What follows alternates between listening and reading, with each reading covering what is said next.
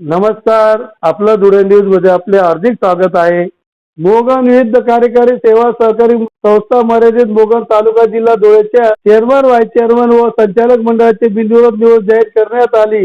मोगन विविध कार्यकारी सेवा सहकारी संस्था मोगन तालुका जिल्हा धुळे या संस्थेच्या सन 26 ते 2031 या 5 वर्षाच्या कालावधीसाठी चेअरमन व्हाईस चेअरमन आणि संचालक मंडळाची निवडणूक प्रक्रिया तालुका जिल्हा उपनिबंधक कार्यालयाच्या मार्गदर्शनाखाली उत्साहात पार पडली। चेअरमन श्री बाळाजी गणपत माळी यांची 1 वर्षासाठी निवड करण्यात आली, तर व्हाईस चेअरमन म्हणून श्रीमती तुळसाबाई लक्ष्मण पाटील यांची 1 वर्षासाठी निवड करण्यात आली।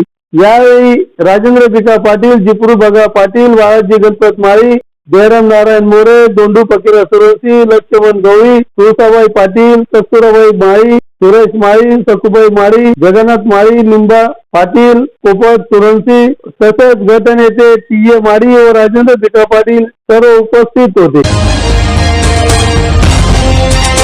विकास कार्यकारी सोसायटीची निवड झाली, बिनविरोध निवड झाली व तशाच माझी चेअरमनपदी 1 वर्षासाठी निवड झालेली आहे। विविध कार्यकारी विकास सोसायटीची आज 2026 ते 31 या 5 पंचवार्षिक चेअरमन व्हाईस चेअरमन या पदाची निवडणूक झाली।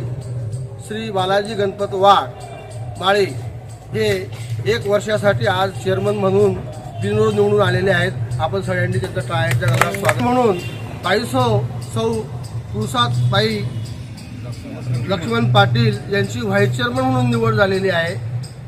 मी ग्रामस्थांच्या वतीनं त्यांचा आभार मानतो। आपण सगळ्यांनी गरजू शेतकऱ्यांना योग्य वेळेवर कर्जपुरवठा मिळण्यासाठी आमचं संचालक मंडळ हे प्रयत्नशील राहील।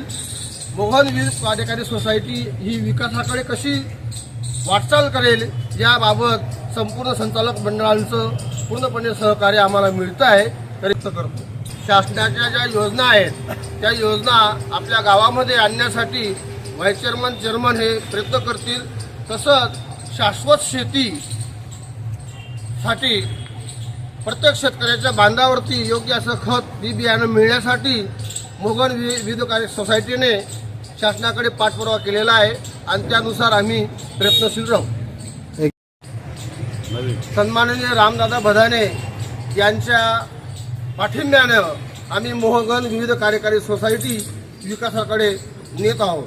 मी आमच्या पॅनलला दादांनी जे सहकार्य केलं त्याबद्दल आपले धुळे ग्रामीणचे आमदार रामदादा भदाने यांचं आभार मानतो।